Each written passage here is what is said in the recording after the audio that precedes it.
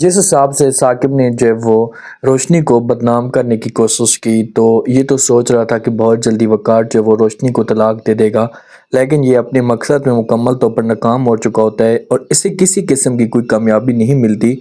तो अब ये गुस्से में घर में आकर बैठ जाता और बहन जो ऐसे बड़ी बड़ी बातें सुनाती है।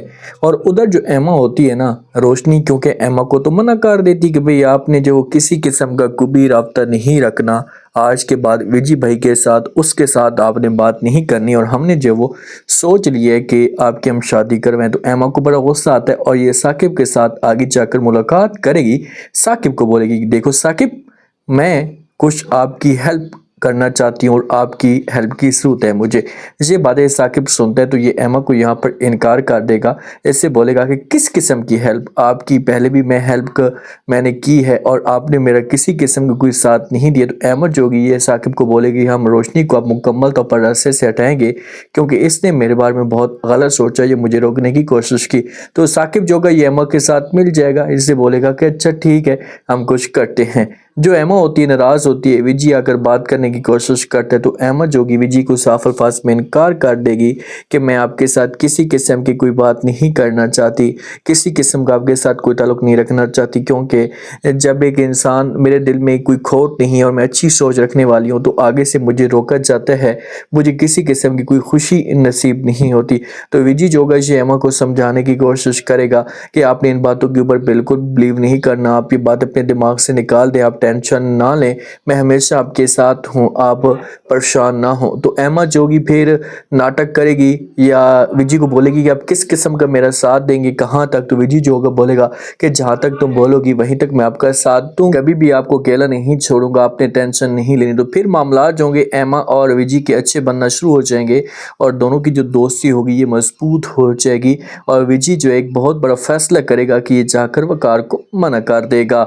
ये जाएगा वकार के पास, वकार को बोलेगा कि देखो वकार, अगर आपको कोई प्रॉब्लम है ना तो मैं यहाँ से जो वो चला जाता हूँ जो वो, लेकिन एक बात मेरी आप कान खोल कर सुन लें। तो वकार जो ये आगे से मुस्कुरा कर जवाब पूछेगा कि विजी भाई मैं आपसे जो वो क्यों तंग हूँगा या क्यों नाराज़ हूँगा, ऐसी कोई बात भी नहीं और ऐसा कभी भी नहीं सोचना।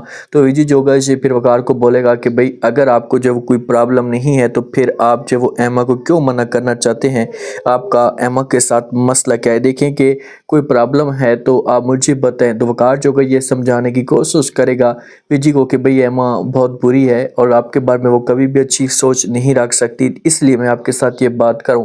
तो इनकार कर देगी। यहाँ पर जो वो फ़ौरन ऐसे जो वो विजी इसे बोलेगा कि भाई वो मेरा मसला है, मेरा मामला है, आप बीच में ना आए, अगर आपको कोई प्रॉब्लम है तो मैं जो वो चला जाऊंगा एमा को साथ लेकर, लेकिन मैं इस एमा को अकेला नहीं छोड़ सकता जिस हिसाब से आप लोग उसके साथ ज्यादती करें।